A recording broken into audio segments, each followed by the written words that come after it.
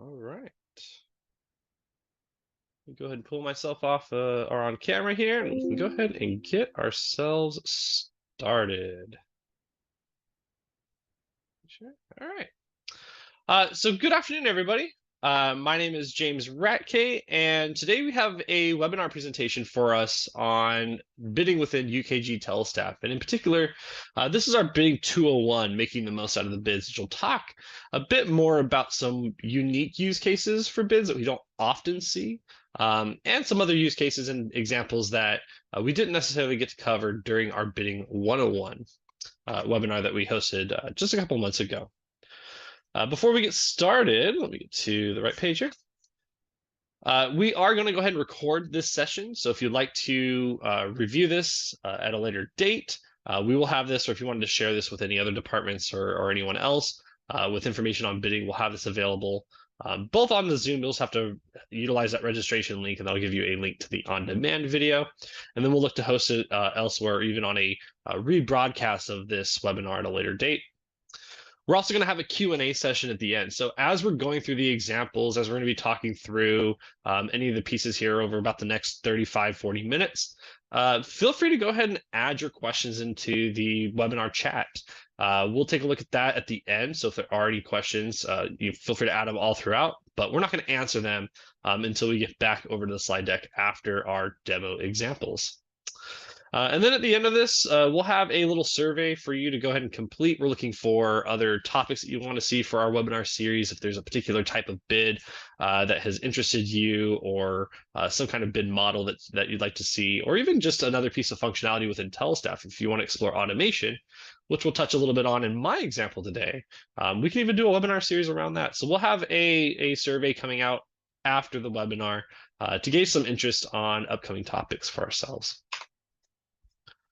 So let me go ahead and just again reintroduce. Today we are looking at UKG TeleStaff, and this is our webinar series hosted by JK Seva. So we are a services organization providing services for TeleStaff customers, and we'll talk a lot more about what JK Seva is in just a bit. And this particular webinar is about the Bidding 201, making the most out of your bids, and looking at some more unique bid pieces. Quick introductions for the panel here. We have Bill Mitchell, who is our president at JK Seva. He's unfortunately unable to join us today, so I'll be standing in his place. My name is James Ratke. I am the senior TeleStaff consultant here at JK Seva for our TeleStaff projects and customers. I've been using the product for over 11 years. I worked with PDSI, Kronos, and UKG through the life of that product, from the old 292 client server days all the way through to TeleStaff Cloud as it is today. And now I do consultant services and implementations with JK Seva. So still a really good resource to have. And if there are any questions, I'm happy to answer them. If for any reason I don't have an answer, I do know people to go to for those answers. Joining us today is going to be Mindy Winter. She is our TeleStaff consultant, again, over at JK Seva. She's also a police captain at the city of Madison, Wisconsin. So she is a actual TeleStaff user who now works as a consultant with us over at JK Seva. And she'll be providing our first example today. So as we get into the demos, she'll be talking about an example that the City of Madison Police actively use today for their on-calls. And that's really, really exciting. And then finally, we are joined by Catherine Prancevic of UKG. So she is the National Sales Director at UKG and handles all the TeleStaff deals. So if there are any questions around licensing or any of those pieces, we've got Catherine that we can go ahead and reach out to and utilize there. But she'll just kind of be joining us in the background for the most part today. So what is JK Seva? JK Seva is really a services-driven organization.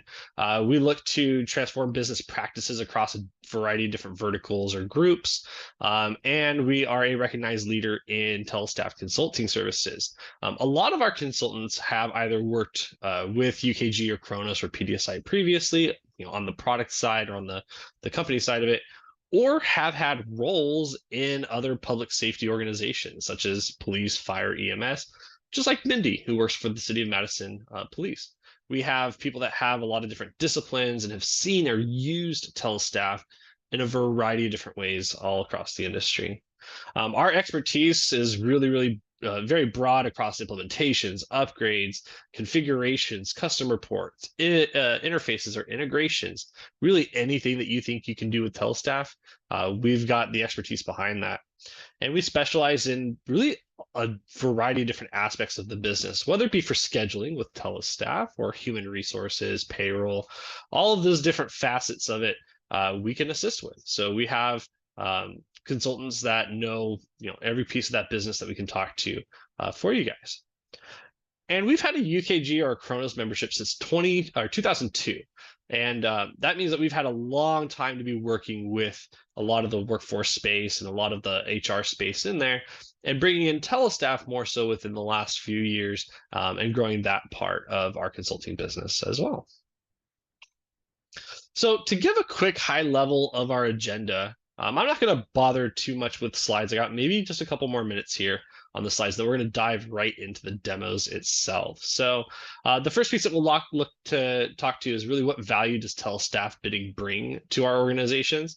We talked a little bit about this on the 101 webinar, but I really like to reinforce it because bidding brings a lot of value. There's a lot that we can do with it, and there's a lot that we may not recognize we can do with it. And it can save us a lot of time and headache through other processes. We'll take a quick review over at the Bidding 101 and just some of the high-level pieces that we covered for that. Then we'll dive into the demo. And in the demo today, we've got two examples. The first, as I mentioned, it'll be provided by Mindy, and that is looking at using bids for the weekly on-call rotations for personnel over at the Madison Police Department. And then we'll talk about using bids for part-time schedules and how we can allow part-timers maybe to drive what their schedule is going to be, what days they want to work, and what vacancies they want to pick up from the full-timers that may be taking time off. And in that case, that'll be the demo that I'm providing, and that'll have a little mix of both automation and the bid itself. And we'll talk a little bit about a different type of bid than what we did in 101. Then at the end of it, we'll come back over to the slide deck. I've only got about 2 slides after that. We'll talk about next steps, getting some additional information and who to reach out to. And then at that point, we'll get into the Q&A at the very end. So again, if there are any questions along any of these examples, or really along the way for anything bidding related, feel free to add that into the chat, and then we can circle back and we'll answer all those questions for ourselves right at the end during that Q&A. So talking a bit to the value that bidding brings, and in my eyes, it's quite a bit. There's a lot that you can do to make things just as easy as a selection. It's saving time not only for the administrators, but for the users, for the employees. I've seen some bids that are things like signing up for days to work, and you're just having to click on each day to make that as easy as possible for the employees, versus having to go to their calendar and then adding the codes for each individual day, or selecting a date range and trying to add codes, really reducing the amount of clicks and trying to keep within those complex automated processes that adhere to MOUs, to CBAs, to any kind of document that we need to follow and adhere to. Using bids, we can seamlessly upgrade or update our schedules and assignments, or our working hours. There's a lot of things that those bids can automatically update for us, so that we're not having to run a bid process outside of TeleStaff and then re-enter that data. No, it's going to do it all for us in one seamless solution, which is really, really nice. Everything's auditable. Everything we can follow with a log and a trail. There's the output log on our bids that can show you who may have won something, who bid on something, and who was awarded something, and a whole trail that you can follow through that entire resolve process. Helps maintain our accountability and visibility into the bids when we can clearly see who's selecting what, why they're selecting it, and really what that result is from them making those selections. And it gives us consistency by eliminating that human error factor. There's no need, again, for us to double enter something or to mis-enter any data. The employee can drive that whole interaction, and there's no fear of it being incorrect at that point.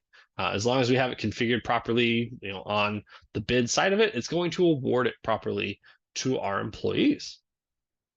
Again, it provides a better and a more streamlined experience where those employees can submit those bids via anywhere or from anywhere that they're at via a mobile device. So whether it be that they are at a station or on duty, and they have access to a kiosk or a workstation that they can go and make their bids on, or they're off duty and sitting on the beach, sipping a Mai Tai, they can go ahead and start making their selections right from their mobile device. Nothing's going to restrict them from doing so within the solution. So it's a very streamlined and a very accessible way to access and update things like that. And then it's done in a fair manner that's going to help keep that staff morale high, avoiding any favoritism, because how is a logical solution going to favor who brought in donuts that day and giving them an extra bid? It's not. TeleStaff knows that everybody has to be treated the same. Person A is really no different than person B, other than we may sort them a little differently in who goes first in a bid because of seniority values or hours worked or a date that defines that. So TeleStaff's going to make sure that we aren't giving that favoritism to anybody. We're not going to go, hey, Joe, I know you're bottom of the list, but since you brought lunch for everybody, let's bump you up a few paces. No, TeleStaff's making sure that we follow the rules where it's very appropriate to do so. So that's a lot of the value that TeleStaff's the bid module brings to us in automating and making these processes a lot easier and more accessible, not only for the supervisors and staffers of the bids, but the employees and the users of those bids. Again, being able to just select things or give ranked values to things gives a little bit more agency to the employee. And we'll talk a little bit about that, especially in the example that I provide today with the part-timers. Just at a quick glance, what we covered in Bidding 101, this was the past webinar that we held a couple of months ago, and we'll actually be looking to rebroadcast this, and it is available on demand. But there were two primary bid types that we covered during that webinar. It was a preference type and a queue type. Those are the major types that TeleStaff supports. And we had a couple of examples of each type utilizing a shift bid for the preference. So having where people were able to move shifts or stations or even positions and give a ranked choice to the items they wanted to select from. And then by the end of it, we resolved those. And then we moved into a vacation bid that was based off of a queue type bid, moving down in order of seniority to select what days the employees wanted off in a particular range, whether it be 6 months or a year, whatever that may be. So we looked at both of the types of preference and queue. We used shift and vacation as the examples of those types. And then by the end of it, we got to see the actual impact to those bids had to the employee schedule. When we ran the shift bid and we resolved that shift bid, we got to see the change in their assignment that was automatically updated. We got to see that it ended their previous assignment and gave a date for the new one, and that everything was expected to go into effect, as of the first of the next month. With the vacation bid, we saw that TeleStaff was able to recognize that new assignment. It knew that the employee was moving from one shift to another, and it enforced that employee had to pick days off from that new shift that they're moving to. So being able to, again, stay in line with the practices and policies of our organization while understanding what shift employee is supposed to have and having that correlated scheduled data all within the bids themselves. So we took a look at those most common bid types, again, a shift bid and a vacation bid. Today, we're going to be looking at a couple of more, I won't say necessarily complex types. They are a little bit more elevated in the fact that we don't often see these, again, as common bids that are used in TeleStaff, but they have been used, and they are actually use cases that we've pulled from either projects that we've worked on, or in Mindy's case, something that her department directly asked for at that time. So with that, I think we're about the 15-minute mark. We can go ahead and we're going to hop right over to the demos. So I'm going to pass this over to Mindy, and Mindy's going to go ahead and take us through our first example today. Thanks, James. For the bid that I would like to cover today, this one comes out of a department need that we have at the City of Madison Police Department to identify detective lieutenants in an on-call rotation. We have 6 different districts in our area, in our jurisdiction, and each one has a lieutenant who supervises the detectives, and there's also 2 separate specialty team leaders who are also lieutenants who participate in this. And on an annual basis, they choose weeks of time to be the designated lieutenant to call during the non-working hours. So the time when things could happen in the middle of the night, or that would require detective resources, or an additional response that exceeds what patrol can has the capacity and the staffing to handle on any given day. And we have done this for a number of years, and it was always, the bid was always set to be each calendar day of the year, and the onus was on the lieutenant to correctly choose the dates that they were going to pick for their on-call weeks. And we would do the forced consecutive bidding or enforced consecutive bidding, so that the first lieutenant on the list would pick Monday through Sunday, and then on down the line. Over the years, probably every year, someone would get a date incorrectly chosen, and then like they'd start on a Tuesday or a Sunday and then pick their 7 consecutive days, but that would always throw off the bid for the next bidders and for the rest of the bid. So we'd have to go in and fix that. So last year I figured out a way to make one bid encompass 7 days in total. So as you can see on my screen here, I'm signed in as an administrator in our test environment, and you can see my list of bidders over on the left-hand side. Again, there's 8 of them, and then they choose 1 week of time to get 7 days reflected of their on-call week. So if I click on this to bid as Timothy Nordquist, I see that any of these weeks are available for choosing, because Timothy is the number 1 bidder in the list. And the list is created by seniority and position. So the highest senior detective lieutenant gets to have their pick of weeks, and on down the line. And they pick one in at a time, so that each person is getting an opportunity to pick the best of what's left, if you will, and that not the top person on the list is picking all the best weeks and none of reflected with holidays. So it gives us a sense of equity among the lieutenants to be able to pick in seniority order, but to also not have the highest in seniority be able to pick every quote good week during the year, and then have the least senior person have all of their weeks include holidays, for example. So if I wanted to choose a week for Timothy here, and he says that January 13th through January 19th of 2025 is the week that he wants, he simply clicks on the bid here and chooses save. And I'm clearly picking this for him as the administrator. And sometimes we do this for our people if they're out of town, in order to keep the auction moving and get this accomplished in quick order. So now I'm going to sign out as myself as the administrator and sign on as the next bidder in the list, which is Jason Radke, as you can see reflected there, so that we can see what that would look like.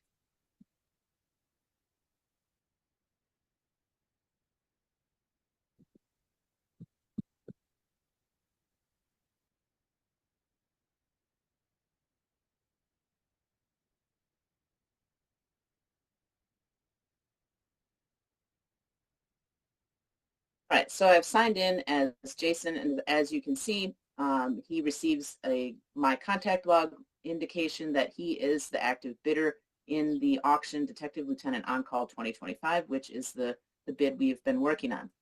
So if I navigate to bidding, and you see that he has just this bid available to him because it's the only bid that he is participating in right now. There's 0 people ahead of him, and he is the bidder now, so he can click on this and he sees what the auction looks like for a non-administrator.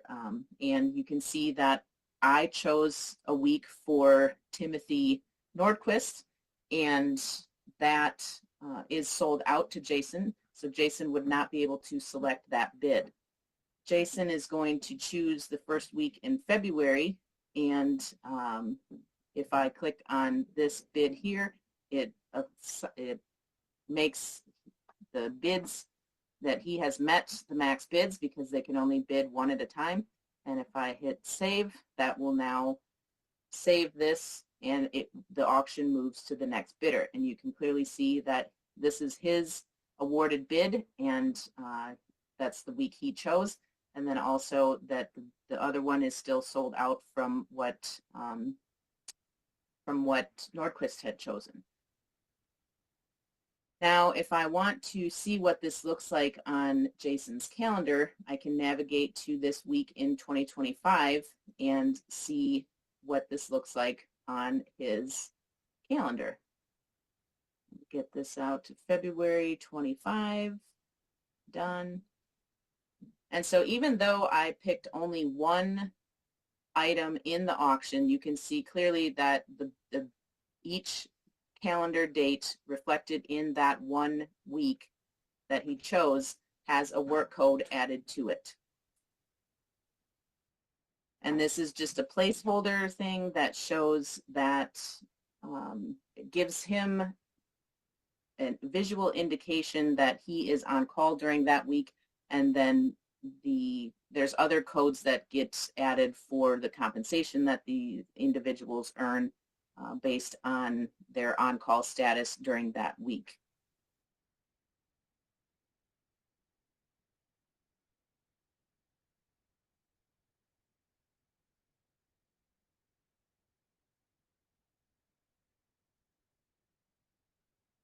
So I signed back in as administrators, myself as the administrator, and you can see that I bid for Timothy Nordquist, and then I signed in as Jason Radke, and he bid for himself. And you can see that the new bidder in the list is Alexander Ostringa, with the 2 wins and awards indicated to both of my first 2 bidders.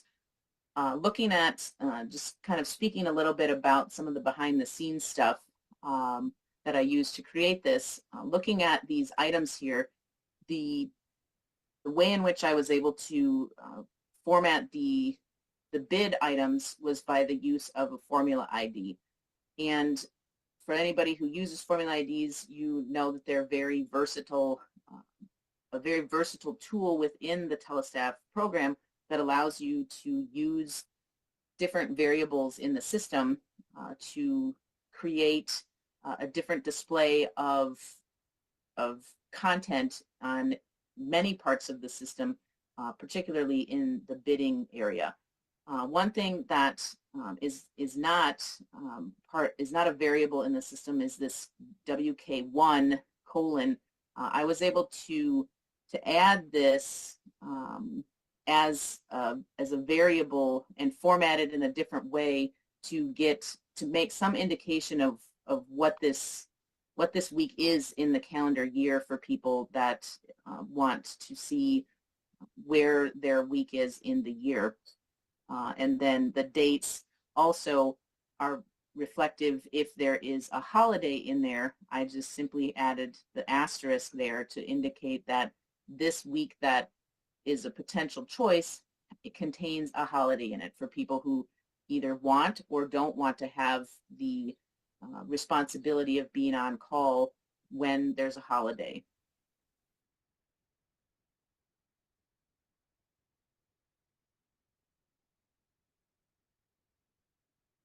So I was able to put this WK there, and then the auction item ordinal integer is what gives the 1, 2, 3, 4, 5 on down the line, and then just WK is how I was able to indicate week. So I mean, this is such a powerful tool. Like, I think that it can be so versatile to really simplify complex things that people have to do. So it's really great. And that's the bid that we use for our on-call weeks, and I appreciate you allowing me to share that with you. If there are any questions, we'll be happy to answer them during the Q&A at the end. Back over to you, James. Awesome. Thank you for that, Mindy. Now, the example that I want to go ahead and get into is one that utilizes our roster as a means to limit and create the bid items that we want to present for our employees. Specifically for things like overtime or extra duty or anywhere that we might want to allow the employees to self-fill on the roster and give them one place to see all the spots or the vacancies that might be available to them. This actually came from a project that I had where we wanted to give the part-timers a means to look ahead at some of the vacancies that the full-timers were generating and create their own schedule based around those vacancies. But it also took it one step further where whenever a full-timer was taking vacation or taking some time off, they had to do so in consecutive shifts or blocks. And those blocks varied anywhere from 2 days to 4 days of time that the employees were taking. And when they were backfilling with the part-timers, they wanted to ensure that the same part-timer was backfilling for the entire duration of that employee's block or vacation time off.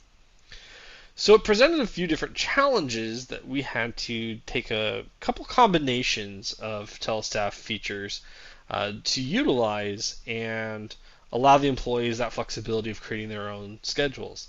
It really took a couple of auto-assigned tasks, and we'll take a look at those in just a bit, in conjunction with a roster view that we created to limit down specific items, and then a bid that we manage and maintain to generate those items based off of that roster view. So let's take a look at a couple of those pieces to begin with. The first is how we look to target what is the start of that block. Because as I mentioned earlier, it could have been for 2 consecutive shifts or 3 or 4. It really didn't matter so long as that employee had enough time and they were able to take consecutive shifts off. They were very much encouraged to do so. And what that kind of looked like for us is if I go over to my roster real quick, I created this roster view that we'll use.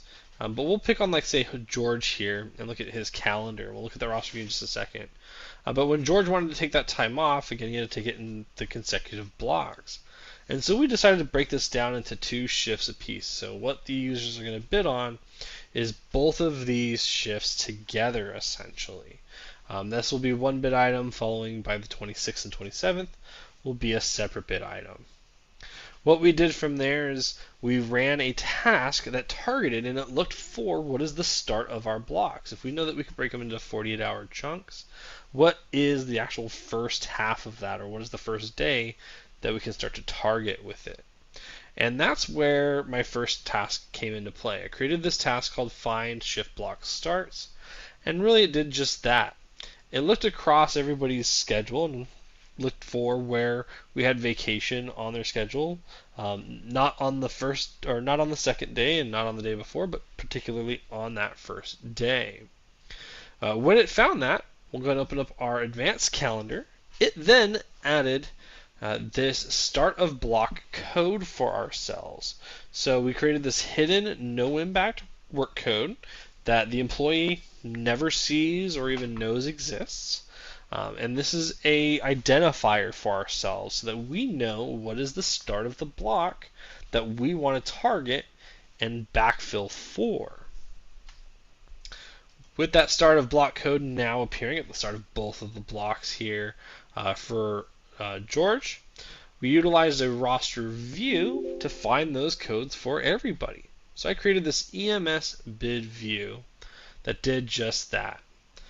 Based off of the date range we were looking at, it'll show us all of the users that have that start of block code. And again, this is what we're going to use to filter down and create the bid items for ourselves. So let's talk to those bid items. If we head over to our auctions and our properties here, I don't have any bid items created, and that's perfectly fine. Anytime that we would want to run this, we need to clear out any of those past vacancies since we're no longer interested in filling them past those dates or once they've been filled. So we can go ahead and we'll start to generate some of these items here. And normally I don't like to go this far behind the scenes with some of our bid webinars, but I think it's really important in this case because it fits in with how we use this bid in particular. Now, last time we did our bids or our webinar, we talked about our position bids and our work code bids, right? We said with position bids, users can bid on either a position, a shift, or an area of the organization that we want them to be working in or out of. And then with the work code bids is once we knew what their schedule is going to look like, we knew the shift or the days and the locations of where they're expected to work, we can allow them to start selecting things like that vacation time. So we utilized those two in the past, and we've already talked about those two to a pretty good degree. This time, we're going to be utilizing this roster award item type. And when we do, it gives us a couple of options here for the properties, but we're actually going to expand that out and show all of them because there's a few in particular that we're going to want to change. The first is looking at our organizational level. You can have things grouped up by the month or by the area of the organization or even by the shift. If you might have employees that really want to work particular shifts or really like to work with particular groups of other employees, you're welcome to group that up here so it makes it easier for your employees to select from as well. In this case, I'm just going to go ahead and uncheck that because we're not really interested in grouping any of these up. We're only going to have a handful of items to look at in this example anyway. The second is the roster limit. Remember, we created this roster view very specifically to filter down and limit what we wanted to create as our bid items. So we'll go ahead and select our EMS bid view from that. And if we go back to that roster view, another piece that I really want to point out is there are no vacancies being displayed from here. Now again, these employees are taking vacation. There are vacancies being generated because of that vacation on full roster views. But we don't see them here because we're not looking at those time off codes. We're looking only at these hidden no impact codes, again, as an identifier. So what we need to do in our auction is to uncheck this just vacancies option for ourselves. Finally, we'll define our date range. We'll say 06 through the beginning of the month through the end of the month for June. And then finally, the work code that we're going to want to grant for them when they take it is we're going to want this overtime block specifically because we're going to follow that along on our employees' calendars. We'll go ahead and hit save.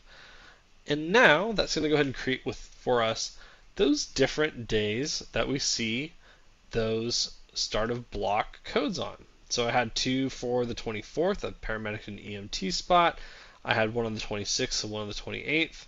If we go back to that auction, there are my two for the 24th, a paramedic and an EMT, a 26th, and the 28th. Now you can also adjust these names and these values that are being displayed here via a formula ID.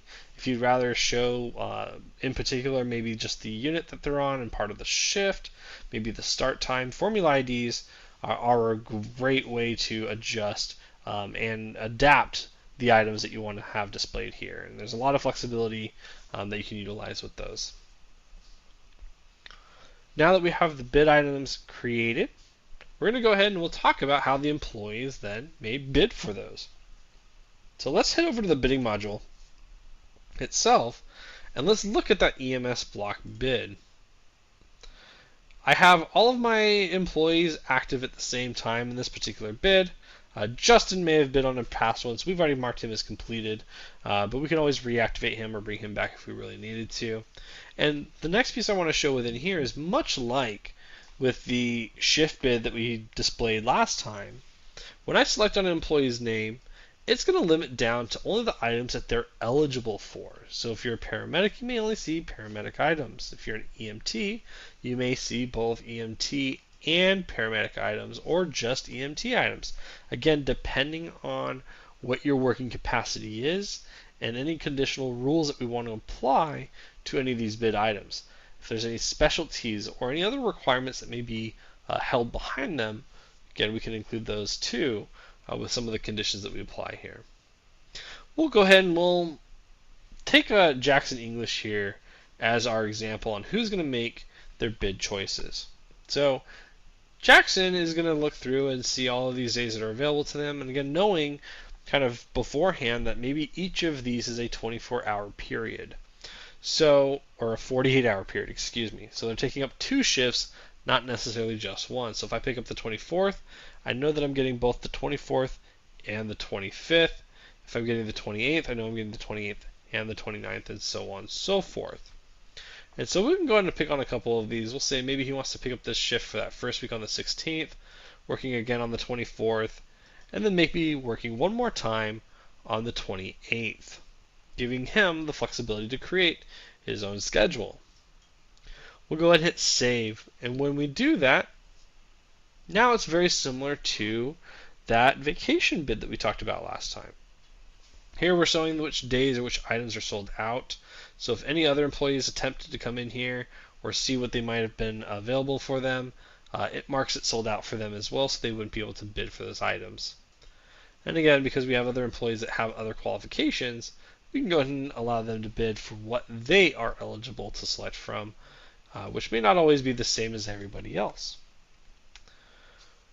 Now, with Jackson having that selected time, if we go back to looking at his calendar, let's head over to our advanced calendar and Mr. English.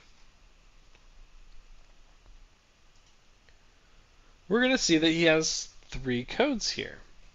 Now, as we mentioned before, each block is a 48-hour block of time, but we have 3 individual 24-hour codes being applied here for himself. And so what we need to do now is actually copy him over from one shift into the next. If we go look at our roster, it'll give us an even clearer picture. Right down here, here's Jackson English. He's been covering for Robert Gray, and in fact, Nicholas Hayes, who we also selected from in that list, covering for Lori Garza there. However, moving into, say, the 17th,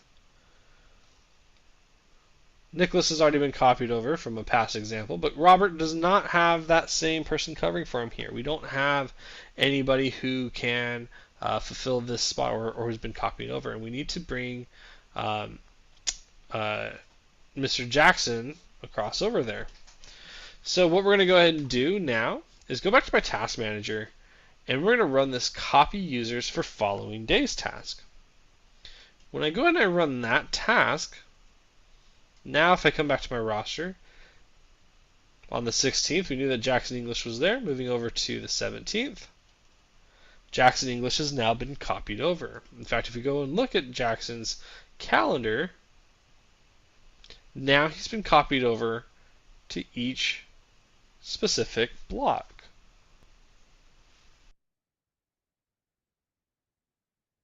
And those are the examples that we have to share with us today. Obviously, there's a lot more that we can do with both of those types of bids, whether we want to make them a preference or a queue. And specifically, when we talk about the shifts and having items for our part-timers to select from, utilizing things like the formula IDs to generate those names that might be a little bit more meaningful to the employees and what they're going to select from, or even showing the proper date ranges of each block there. So before we move over to the Q&A, there are just a couple of other pieces that I wanted to talk to in our slide deck. So let's go ahead and hi over here. So first, if you want some more information, if you're looking to get a quote or to explore maybe a particular type of bid that you've had on mind and that you wanted to go through and have scoped out, feel free to reach out to us at telestaffteam@jksava.com. That is a group shared email, so you've got about 4 or 5 different people that are going to see that the moment it gets into the inbox. And the first one available will go ahead and respond to you, and we can start scheduling a call to go through that scoping process together. Always visit the UKG University or the community portal for just quick reference guides. Always a good place just to get a refresher on it. May not always have really in-depth detailed information, but does provide a lot of great ground kind of information or baseline information to get things together and just refresh yourself on what the different bid types and different bid modules are. So always review the university and community portals for that. And then if you have a question about your licensing, if you're unsure if you even have a bid license and want to explore that, feel free to reach out to your UKG sales rep. You should have one that's assigned towards your region, or to Catherine, again, who's on this call today, can reach out and align you with your sales rep to get you the proper licensing to get bidding there. So Hey, with James, that, I'll just talk really quick about the licensing. It's in the bundle when they move to the GCP. So if you don't own it today, you can buy it, but why would you buy it when you get it included in the bundle when you move to the Google Cloud? So if you're not on the Google Cloud, let's get you there. Great point. Absolutely. Yeah. If you have not made that migration, or if you're looking to make that migration soon, do it sooner rather than later, because it's going to include that licensing for you. In fact, you get a lot of additional licenses that you may not have had previously with TeleStaff when they were broken up into different pieces there. So yeah, always make that move and get on that latest and greatest version whenever possible, because that's going to do a lot for you and also keep you up to date and keep you more secure with your solution too. So thank you. All right. With that, I thank you all for joining us, and always, with any of your services, expect more, because we always do. We expect expect more out of ourselves, expect more out of our clients. Always expect more out of that. So with that, I'm going to go ahead and change it over to the Q&A, and it looks like we have a couple of questions that have already started to fill out that question and answer form. So I'm going to go ahead and I'll start at the top here. The first one that came through is, where can we find the webinar for position bidding? I can send that out to those that have joined us today. That is a past webinar, and we'll also have like I said, a rebroadcast of that. But I'll find where we have it on demand, and I can send that out to everybody who's joined us today that may not have had an opportunity to join us for that first webinar. All right. And the second question, in Mitty's example for on-call, how does the work code used on roster for others, or how is the work code used on the roster for others to see who the on-call person is? Use an auction ordinal to count the weeks of year. Is that just coincidence, or is it planned strategy to match up with your award dates? So I'm going to leave that first piece to you, Mindy, if you want to go ahead and come off of mute and answer that first part for Brian. And then I have a second piece that'll be more directed to me. Yeah, absolutely. Thanks for the question, Brian. So on the roster, there's we have rosters for our detectives and our lieutenants, and the work code just shows up as something there. So you can see at a glance the little pink, we've set it as a pink work code for whatever reason, but it'll show that on the roster. At a glance, you can see that it's that person. Clearly there, we also, it's on the person's individual calendar. So if somebody was like, and there's only 8 of them, so each person can see it on their own calendar or see it on the calendar of the person. If they want to switch with somebody, they can go to that person's calendar and see the work code there. And then the auction ordinal, it was just a way, it's that the first week of the year, or the first week of the auction, is not actually the first week of the year, because of course we do our shift change not in line with the start of the calendar year pretty much ever. It may happen that way by coincidence, but we have times that the commanders do their shift change on an annual basis on a date around New Year's Eve, New Year's Day, but sometimes it's the week before, sometimes it's the week after, sometimes it's anywhere within that range due to however the pay period falls. So whatever the first pay period of the next year is, that's where we start the on-call week. So week number 1 is reflected in the 2025 auction as December 23rd, 2024 through December 29th, 2024. So that's clearly not, that's like the 52nd partial week of 2024, but we consider it our first one. And I just needed a way to give people an idea of where in the year they're picking. So I made it a week designation. And that way with this, there's 52 weeks in a year. It's a quick check to say that it's 52 bids available, 52 weeks in the auction. I knew at a glance that what I was setting was accurate to reflect a whole calendar year as well. Awesome, thank you. And then the second half to Brian's question is, on James's roster auction, where did the additional award items come from? Say the 14th, 16th, and 20th. We did not see those on the EMS roster view. So the first piece of that is that EMS roster view I had was only limited to, I think it was maybe a 14-day window. And so there were a couple of those additional startup block codes that were just outside of that 14-day window of the view that the bid brought in. I think the view only showed 4 of them, but when we actually ran the bid, it generated about 8 different items for us, or somewhere around there. So there were a few of those that just weren't included in that that date range of us visibly viewing the roster. So we may not have seen all of them together. And then all of the additional days, the second days of the blocks, really what should have been probably conveyed a little bit more there is a formula ID to show both of the days that that block is for, so the employees know what they're searching for, what they're bidding on. So yeah, the reason they didn't show up in the EMS view is just because I was probably having that date on the roster set after the 20th, but it's going to find everything within the date range that we define, not necessarily on the roster view, but in the bid itself. So if I can set that bid to be next month, it's going to use that same view and just really the limitations within that view of which work codes, which area of the organization, which shifts, as that limiting factor. Doesn't really care about if you have that roster view showing for 10 days, 20 days, 30 days. It just uses the filtering criteria of that view to narrow it down for us. And we can always talk a bit more about that in detail if you'd like as well. Feel free to reach out to us. And then the last 2 questions that we have, can end users see other users' positions bids? So, and actually that ties into this last question, can position or assignment bids be, I'm going to say confidentially for all end users? That is true. You can either allow your employees to see who is bidding on particular items. You can have it so that when they click on the bid object itself, it expands a little bit more and actually shows who selected that. So then people are aware who they may be bidding with or against in particular cases. But there is a setting within the bids that you can say, call it a blind auction. And that prevents the employees from seeing that information.